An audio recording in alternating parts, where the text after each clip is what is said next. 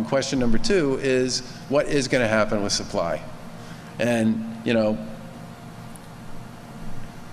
we heard in December that we would have more supply than we had demand by February. And then we heard in January we would have more supply than we would have demand by March. And then we heard J&J and Pfizer and Moderna make commitments to Congress about where they were going to be in March. And we're basically being told that between now and the end of March, we shouldn't expect any additional supply. And we will in April have more supply than we have demand.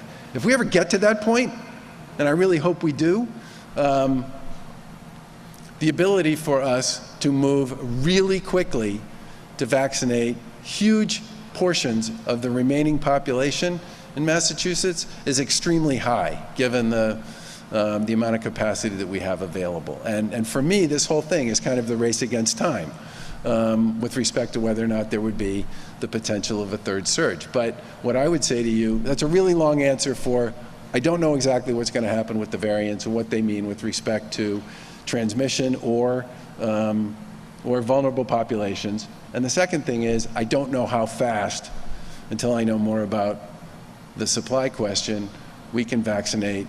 You know, we've done 2.2 million, 2.2 million doses at this point. About 700,000 people are fully vaccinated. You know, if we really did get more supply, if we got enough supply to meet the demand we have and the capacity we have, I mean, we could do more than 1 million people a month.